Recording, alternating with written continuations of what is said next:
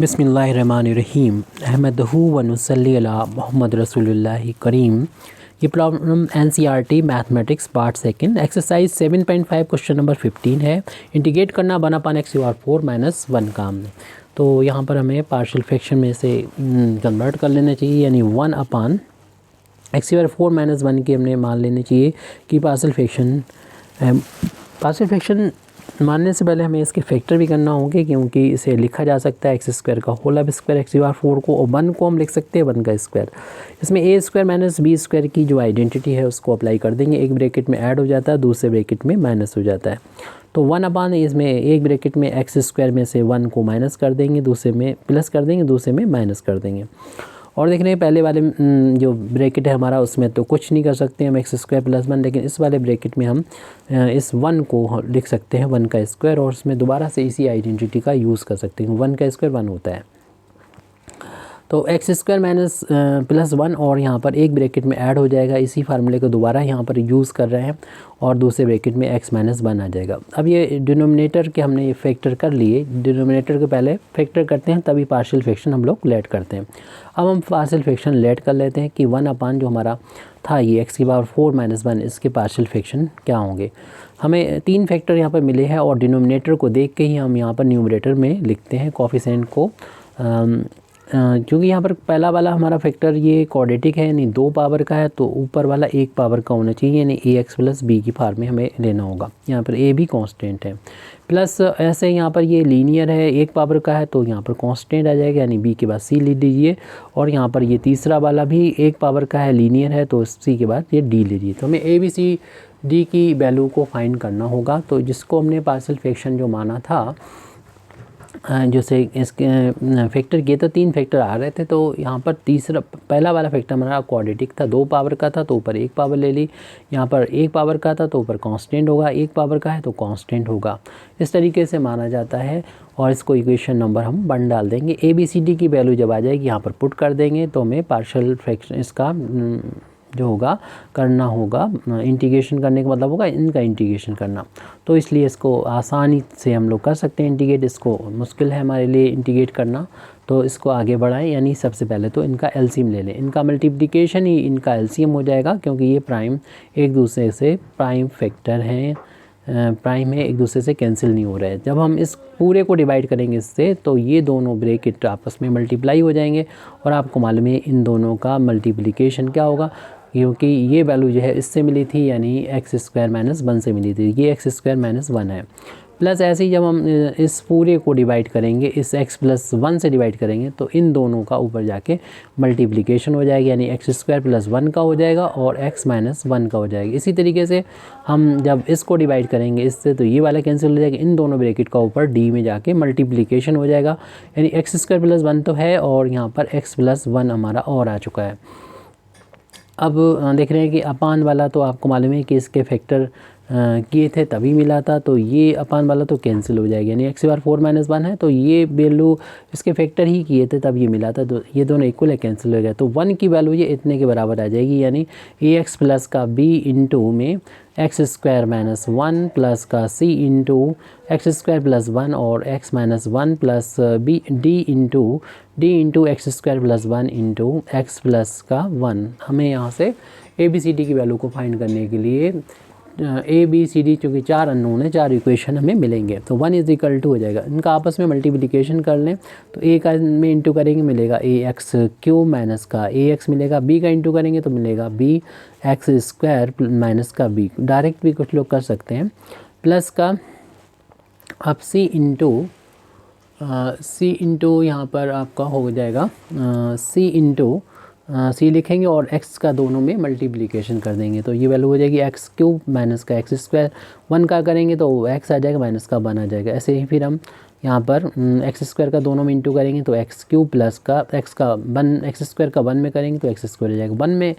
1 का करेंगे x में तो x आ जाएगा, और 1 का 1 में करेंगे तो 1 आ गया यहाँ पर। इसके बाद हम आगे भी इसी तरीके से लिखेंगे। अब देखिए हम थोड़ा सा डायरेक्ट करेंगे। सबसे पहले सबसे ज़्यादा पावर जो नज़र आ रही है हमें क्यूब की नज़र आ रही है, तो क्यूब का कोफिशिएंट यहाँ पर से a मिल रहा है, यहाँ पर से देखिए प्लस का c मिल रहा है, d का जब इसमें इंटू मिलेगा तो प्लस का d मिलेगा x क्यूब का कोफिशिएंट। फिर x स्क्वायर कोफिशिएंट तब मिल रहा है, देखिए यहाँ पर मिल रहा है b प्लस का b मिल रहा है, और जब इसका c का इंटू यहाँ पर x स्क्वायर में करेंगे माइनस के तो माइनस का c मिलेगा x square coefficient. x square coefficient तब मिलेगा d का यहाँ पर इंटू होंगे प्लस का d, ये एक्स स्क्वायर का कोफिशिएंट। फिर हम एक्स का कोफिशिएंट देख लेंगे, देखना है कि एक्स का कोफिशिएंट यहाँ पर माइनस का a मिल रहा है, इस वाले ब्रैकेट में प्लस का c मिल रहा है, यहाँ पर प्लस का d मिल रहा है, ये एक्स का कोफिशिएंट हो गया। कांस्टेंट टर्म देख रहे हैं, इसमें माइनस का b है कांस्टेंट, यहाँ पर c का जब 1 में इंटू करेंगे माइनस के तो माइनस का c मिलेगा, d का प्लस का 1 में करेंगे तो ये आ गया कोफिशिएंट।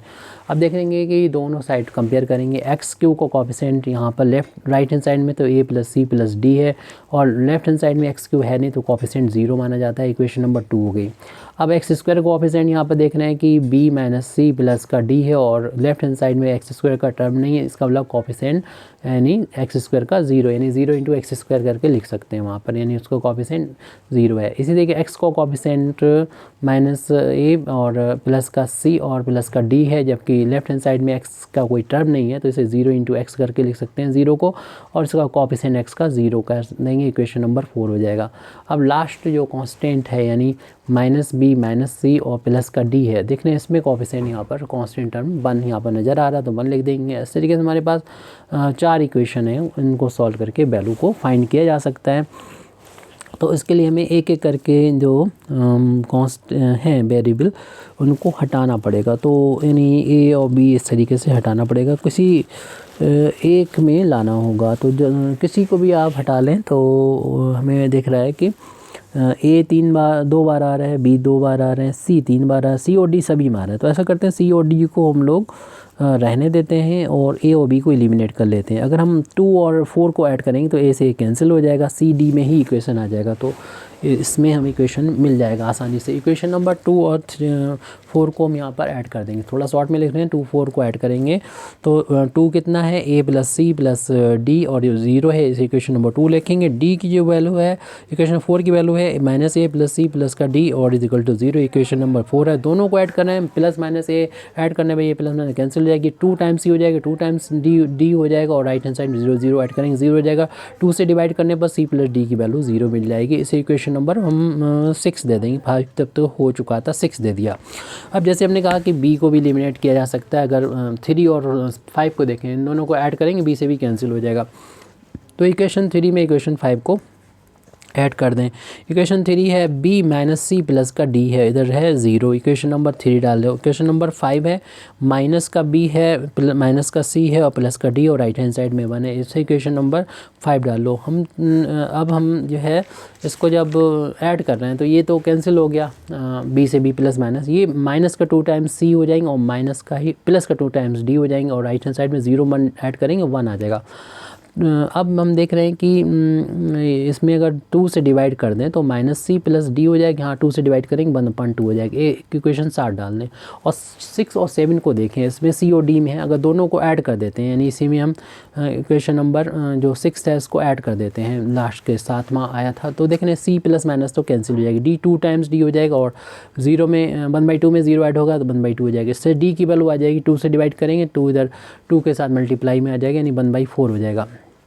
इक्वेशन नंबर 6 में ये वैल्यू डाल देंगे d की, तो c प्लस डी की वैल्यू 1/4 है, तो इससे c की वैल्यू इधर ट्रांसपोज करेंगे माइनस का 1/4 हो जाएगा, c की वैल्यू भी मिल गई, यानी c और d की वैल्यू तो मिल गई। अब c और d की वैल्यू इक्वेशन नंबर 2 में रख दीजिए तो a की वैल्यू मिल जाएगी, क्योंकि वो है a प्लस c की वैल्यू मिल चुकी है जो कि माइनस का 1/4 है, प्लस d है, d की वैल्यू 1/4 और राइट हैंड साइड में 0 है, ये प्लस माइनस कैंसिल हो जाएंगे, a की वैल्यू 0 आ गई। अब b की वैल्यू को फाइंड करने के लिए इक्वेशन नंबर 3 का यूज़ करेंगे, वहाँ पर b है माइनस का है c और c की वैल्यू चूँकि माइनस का 1/4 है रख दें, प्लस का d है और d की वैल्यू 1/4 है इज इक्वल टू 0, ये माइनस माइनस प्लस हो जाएगा यानी प्लस का 1/4 और प्लस का 1/4 और 1/4 आपको मालूम है कि 1/2 के बराबर होता है, और इसको उधर ट्रांसपोज करेंगे तो b की वैल्यू माइनस के 1/2 आ गई। इस तरीके से हमें b की वैल्यू मिल गई है। अब इन वैल्यूज़ को उठा के equation number a b c d की जो वैल्यू मिली है, a की वैल्यू 0 मिली है, c की वैल्यू -1/4, d की वैल्यू 1/4 और b की वैल्यू -1/2, इसे इक्वेशन नंबर 1 में पुट कर देंगे तो हमारा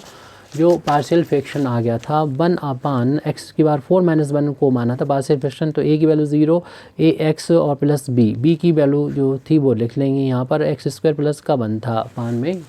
तो प्लस b थी, b की वैल्यू आ गई थी -1/2, ये -1/2 लिख दिया, प्लस का फिर यहाँ पर x + 1 था, ऊपर c था और c की वैल्यू -1/4 है, -1/4 है। और फिर प्लस जो काम करना है मतलब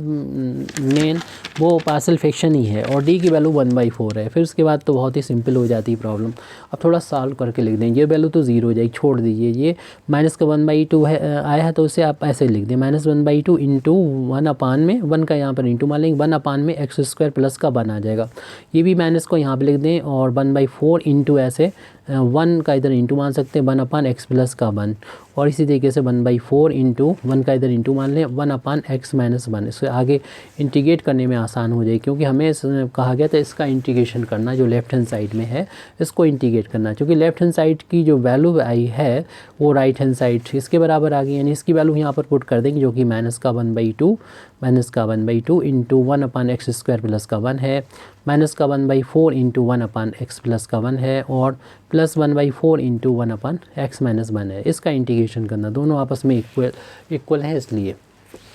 अब जो कि देखिए कांस्टेंट है -1/2, इसे